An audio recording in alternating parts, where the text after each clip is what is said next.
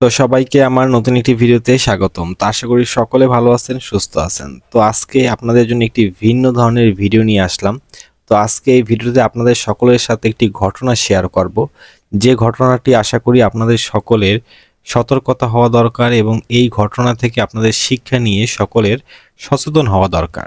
তো এখানে মূল ঘটনাটি হলো, আজকে ওয়ার্ডে ডিউটিরত অবস্থায় আমাদের কাছে একজন নতুন পেশেন্ট আসে এবং সেই পেশেন্টের হাতে ক্যানুলা করতে যাওয়ার সময় আমরা সেখানে তার হাতে একটি সেলাই দেখতে পাই, যে সেলাইটির আশেপাশে ইনফেকশন হয়ে সেলাইটির মাথাটা সেলাইয়ের উপরের সাইডটা হালকা বের হয়ে আসছিল এরকম একটা অবস্থায়।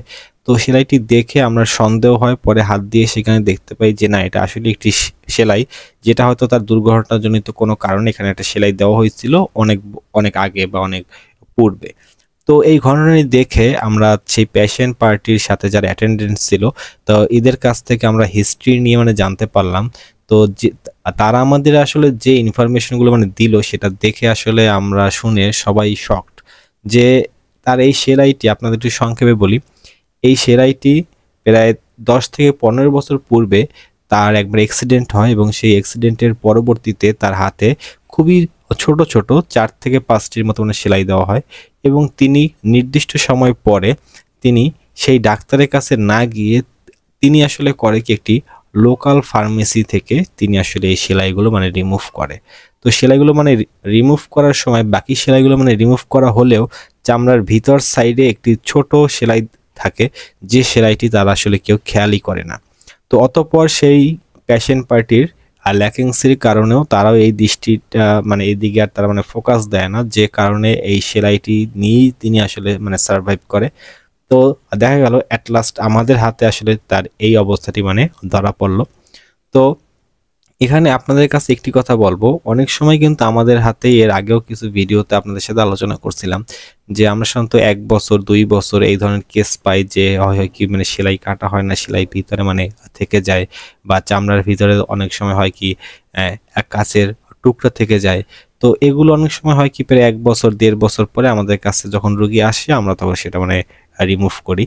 তো এই 10 থেকে 15 বছর পর্যন্ত একটা যে সেলাই চামড়ার ভিতরে থাকতে পারে, এই ধরনের কেস আমরা এই প্রথম পেলাম। অন্তত আমার নার্সিং লাইফ, আমার এই ছোট এই নার্সিং জীবনে আমি আসলে আজকে এই প্রথম কেস পেলাম, যেটা প্রায় 10 থেকে 15 বছর পর্যন্ত এই সেলাইটি তার হাতে নিয়ে তিনি সার্ভাইভ করতেছিল।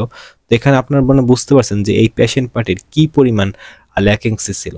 এবং তার থেকেও এখানে মূল বিষয় হলো, সেই লোকে আসলে যে ফার্মেসি থেকে হোক বা যে অনভিজ্ঞ যে ব্যক্তির দ্বারা এই যে কাজটি করায়, সেলাইগুলো রিমুভ করায়, এখানে হয়তো তার খুবই ল্যাকিংসি ছিল, যে কারণে কিন্তু এই সেলাইটি তিনি খেয়ালই করে না।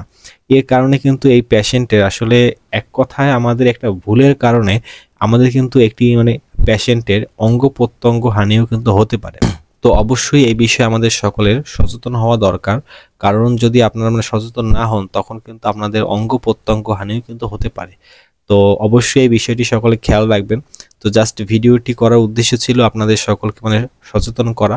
এ ধরনের আমরা কিন্তু আরও আগেও কেস পাইছিলাম, সেগুলোরও ভিডিও আমার ইউটিউব চ্যানেলে আছে, একটু খুঁজে দেখে নেবেন, প্রয়োজনে তার ডেসক্রিপশনে আমি সেই ভিডিওগুলোর লিঙ্ক আমি অ্যাড করে দেবো। তো আজকে এই পর্যন্তই। যদি ভিডিওটি ভালো লাগে থাকে তাহলে অবশ্যই এই চ্যানেলটি সাবস্ক্রাইব করে রাখবেন। আর কি ধরনের ভিডিও দেখতে চান অবশ্যই কমেন্ট করবেন, সেই ধরনের ভিডিও নিয়ে আসার ট্রাই করব। তো সকলকে অসংখ্য ধন্যবাদ।